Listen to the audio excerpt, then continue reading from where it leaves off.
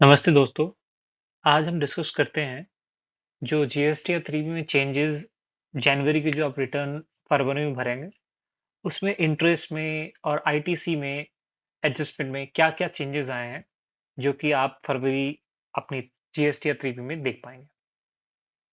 चलिए स्टार्ट करते हैं। सबसे पहले तो जीएसटी या 3B में नए चेंजेस। तो जनवरी 2026 से जीएसटी फाइलिंग में इंपॉर्टेंट अपडेट्स आ रहे हैं। ये चेंजेस आपकी टैक्स कंप्लायंस को और भी ईज़ी और ट्रांसपेरेंट बनाएँगे। ट्रांसपेरेंट का तो पता नहीं पर ईज़ी ज़रूर बनाएँगे। ठीक। अब इंटरेस्ट कैलकुलेशन पहले क्या होता था और अब क्या होगा? एक एग्ज़ाम्पल लेके समझते हैं। पहले वाले सिस्टम में अगर आपकी मान लीजिए टैक्स लायबिलिटी 1 लाख रुपए है, मतलब मैं जो बोल रहा हूँ आपकी स्क्रीन में भी दिख रहा है, तो आपके लिए बहुत यूज़फुल रहेगा। पहले ओल्ड सिस्टम में क्या अगर टैक्स लायबिलिटी आपकी 1 लाख रुपए की है और आपने 3B लेट फाइल करी, तो आपका जो इंटरेस्ट कैलकुलेट होगा वो 1 लाख पे होगा। इवन इफ कि आपके कैश लेजर में आपने अपने बैंक के थ्रू या टीडीएस क्रेडिट के थ्रू आपके बैंक में पड़े हुए हों रुपए, तो भी आपको 1 लाख रुपए का पे क्रेडिट 1 लाख रुपए जो टैक्स लायबिलिटी है, सिंस आपने जीएसटी 3 भी नहीं फाइल करी, तो आपको उस पे 1 लाख रुपए पे इंटरेस्ट देना पड़ेगा। बट अब थोड़े चेंजेस आ गए। सरकार ने सरकार ने समझा ये चीज़। इसमें क्या चेंजेस करे उन्होंने कि भाई साहब अगर आपने आपके बैंक लेजर में मतलब जीएसटी के आपने अपने बैंक के थ्रू जीएसटी पेमेंट कर रखा है, पर वो एडजस्टमेंट नहीं हुआ, अभी भी आपके electronic cash ledger GST electronic cash ledger में रुपए पड़े हुए हों।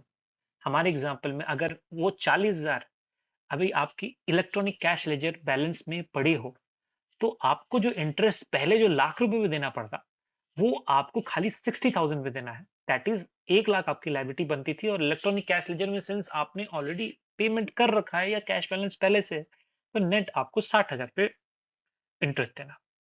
मतलब सिंपल ऐसा बात है कि पहले पूरे अमाउंट पर इंटरेस्ट दिया जाता था, अब खाली इलेक्ट्रॉनिक ईसीएल बैलेंस माइनस करके इंटरेस्ट दिया जाएगा। मतलब इलेक्ट्रॉनिक कैश लेन में अगर 40,000 पड़े हुए हैं आपके और टैक्स लायबिलिटी 1 लाख रुपए की, तो नेट आपको 60,000 पे खाली ब्याज देना है। खाली 60,000 रुपए इंटरेस्ट देना। चलिए जीएसटी वालों ने एक जीएसटी की फ़ॉर्मूला दिया है, तो उसको समझते हैं। जो मैंने समझाया है उसी को फ़ॉर्मूला फ़ॉर्मूला में दिखाया गया है। तो ज़्यादा कोई डिफरेंस नहीं है, फिर भी मैं समझा देता हूँ आपको कि नेट टैक्स लायबिलिटी हमारे प्रीवियस एग्ज़ाम्पल में लाख रुपए 1 लाख रुपीज़। आपके 40,000 के कैश बैलेंस आपके इलेक्ट्रॉनिक कैश लेजर में जीएसटी वेबसाइट में दिख रही है 40,000 की। तो आपको 1 लाख माइनस 40,000 दैट इज़ 60,000 जितना आपने समझो 18 दिन, 20 दिन डिले किया है जीएसटी 3 रिटर्न फाइल करने में, तो 60,000 इंटू समझो 20 दिन किया है, तो 20 divide by 365 into interest rate, ठीक है? अब इसमें नेट टैक्स लायबिलिटी आपको जो टोटल टैक्स जो देना है, मिनिमम कैश बैलेंस होगी ईसीएल में सबसे कम बैलेंस जो रहा था। जैसे अपने बैंक में मिनिमम बैलेंस देखते हैं, वैसे जीएसटी वाले आपके देखेंगे भई उस टाइम, उस समय मिनिमम आपका कैश बैलेंस कितना था? ऐसा नहीं कि उस समय, मिनिमम जो कैश बैलेंस उस एवरेज में था, तो वही माना जाएगा और वो ऑटोमैटिकली इंटरेस्ट कैलकुलेट होगा, तो उसमें आपका रोल नहीं है, आपको बस चेक करना है, वेरीफाई करना है, दैट्स इट। एक रियल टाइम एग्ज़ाम्पल भी देख लेते हैं, जो पहले भी डिस्कस कर रखा है हमने, कि समझ लीजिए राजेश जी है। राजेश जी के लाख रुपए की लायबिलिटी आ रही है, net liability after adjusting all ITC. उस समय 40,000 जो मिनिमम बैलेंस कैश लेजर में इनके पड़े थे और उन्होंने 18 दिन लेट अपनी 3B फाइल करी। पहले क्या होता था कि भाई साहब 1 लाख पे आप इंटरेस्ट दे दो, डन। बट अब ऐसा नहीं है। अगर आपकी जीएसटी वेब लॉगिन में 40,000 इलेक्ट्रॉनिक कैश लेंजे पड़े होंगे, तो आपको जो इंटरेस्ट देना पड़ेगा 1 लाख माइनस 40,000। ओल्ड वे में क्या इंटरेस्ट ऑन फुल अमाउंट होता था? इस केस में आपको 60 माइनस 40 60 एंड 40, तो आपको 40,000 का बेनिफिट हो जाता है इसमें। तो टिप इज़ अपना एसीएल बैलेंस मेंटेन करके रखिए, तो इंटरेस्ट एटलीस्ट इंटरेस्ट तो बच ही जाएगा आपका। जो इंटरेस्ट कैलकुलेट होगा, जिस जो अभी आपके जीएसटीआर 3B में टेबल 5.1 में दिखा जाता है, वो ऑटो पॉपुलेट ही होगा। उसमें आपको कुछ कैलकुलेट करके डालना नहीं है, वो ऑटो पॉपुलेट होगा, सिस्टम खुद कैलकुलेट करेगा। आपको उसको आप एडिट कर सकते हो, उसको कम नहीं कर सकते। हाँ, अगर इंटरेस्ट आपको दिख रहा है कि भाई साहब सिस्टम में दिखा रहा है 50,000 आपको देना, पर आपके हिसाब से आपने जो कैलकुलेट किया 55,000, 60,000, 70,000 रुपए दिख रहे हैं। तो आपकी श्रद्धा है, आप 50,000 को हटाकर उसमें 70,000 भर दीजिए। आपकी श्रद्धा है, आप ज़्यादा टैक्स पेमेंट कर दीजिए। अगर आपको लगता है कि नहीं, सिस्टम गलत कैलकुलेट कर रही है, तो आप 70 भर दीजिए, उसमें बढ़िया है। आपको सेल्फ चेक करना है, ठीक है? तो पोर्टल ऑटोमेटिक कैलकुलेट करेगा, आप सिर्फ वेरीफाई करेंगे।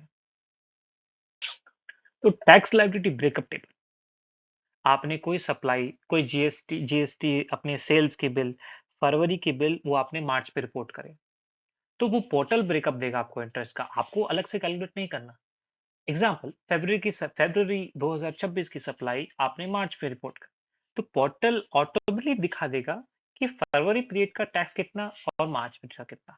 पोर्टल ऑटोमेटिक ब्रेकअप दिखा देगा, आपको मैन्युअली उसको अपडेट नहीं करना, मैन्युअली कुछ नहीं करना, आपको बस वेरीफाई करना। जो चौथा अपडेट है वो सबसे, मेरे हिसाब से तो सबसे इंपॉर्टेंट अपडेट है और सबसे जीएसटी टैक्स पेयर्स के लिए सब लाइफ इजी करने के लिए है, और जीएसटी टैक्स पेयर्स की वर्किंग कैपिटल फंसे नहीं उनके कि क्रेडिट्स के खेल में।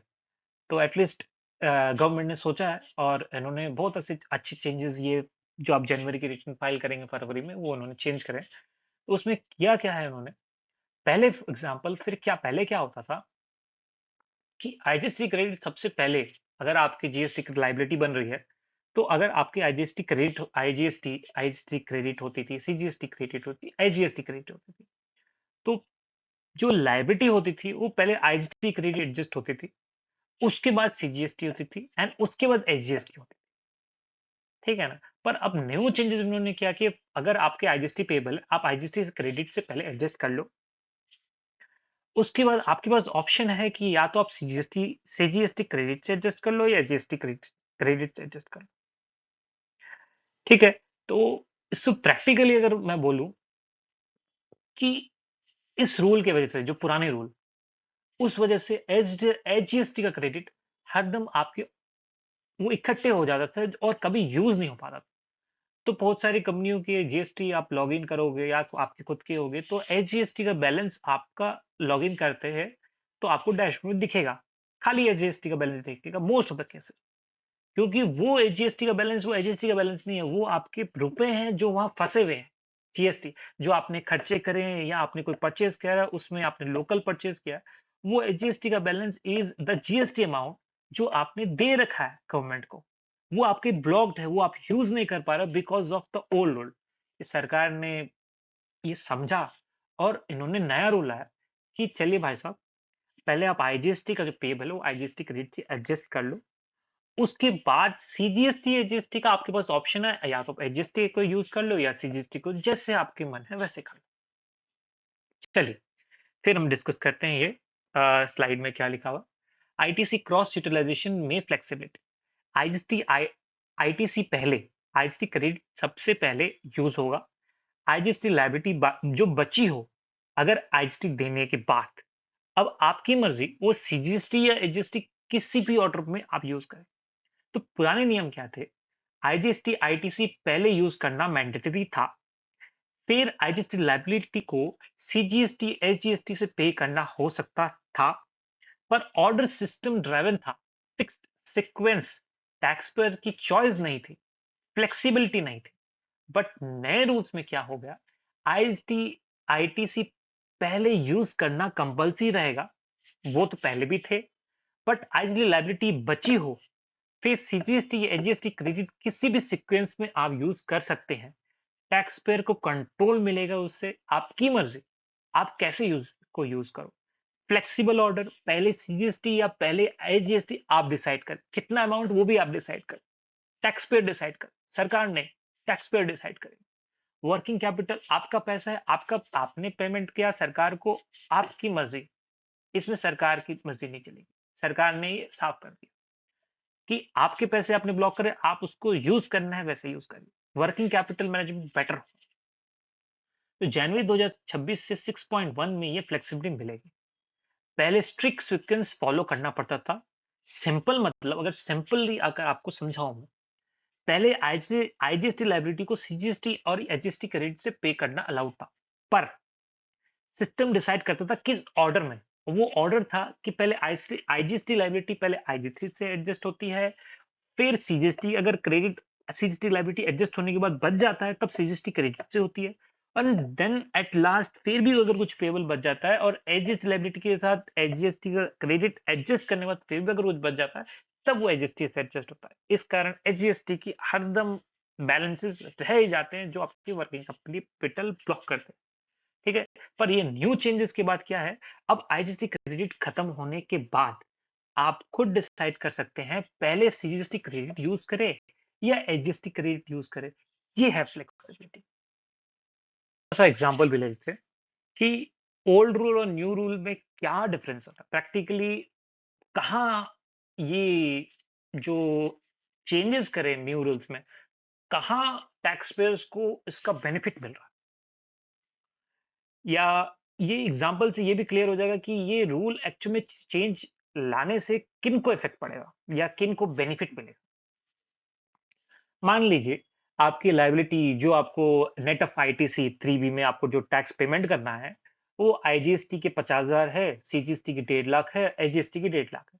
टोटल 3.5 लाख रुपए आपको टैक्स देना है सरकार को।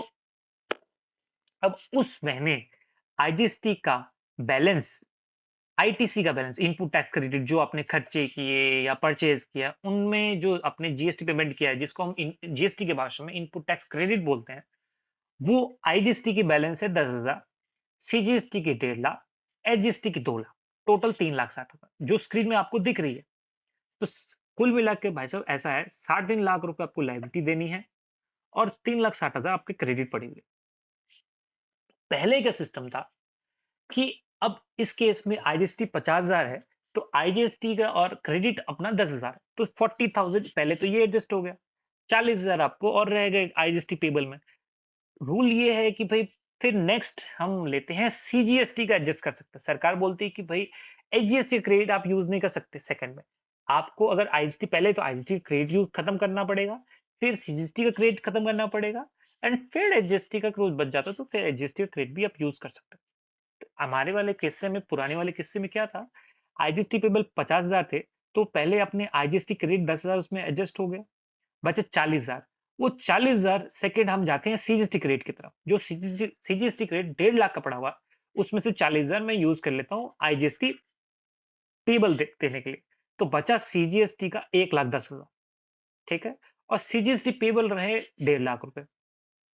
सिंस सीजीएसटी और एचजीएसटी एक दूसरे से एडजस्ट नहीं हो सकती, क्योंकि सीजीएसटी सेंट्रल सेंट्रल लेवल का टैक्स और एचजीएसटी स्टेट टैक्स, तो ये एक दूसरे से एडजस्ट नहीं होती। तो एचजीएसटी क्रेडिट आप सीजीएसटी में यूज नहीं कर सकते। इन दिस केस क्या होगा, सिंस सीजीएसटी का क्रेडिट खाली बैलेंस अभी 1,10,000 बाकी है और सीजीएसटी आपको देना 1.5 लाख, तो 40,000 आपके बैंक से पेमेंट होगा। थर्ड एजीएसटी, आपको एजीएसटी पेबल करना है 1.5 लाख रुपए और क्रेडिट है 2 लाख रुपए, तो 50,000 अभी भी बाकी है क्रेडिट, जो इस नेक्स्ट मंथ में एडजस्ट होना है। अब सीन क्या हो गया कि भाई एक तरफ आप बोल रहे हो कि सर जी मैंने तो 50,000 का क्रेडिट सरकार को दिया हुआ है, 50,000 मेरा एचजीएसटी दिया हुआ है, मेरा बाकी है, और एक तरफ मैं 40,000 पेमेंट कर रहा हूँ, ये तो गलत है। मतलब एक तरफ मेरे मेरे बैलेंस में खुद ही यूज नहीं कर पाऊँ, दिस इज रेस्ट्रिक्शन, रेस्ट्रिक्शन हो गया, ये कैसे, ये तो बहुत ही गलत बात है।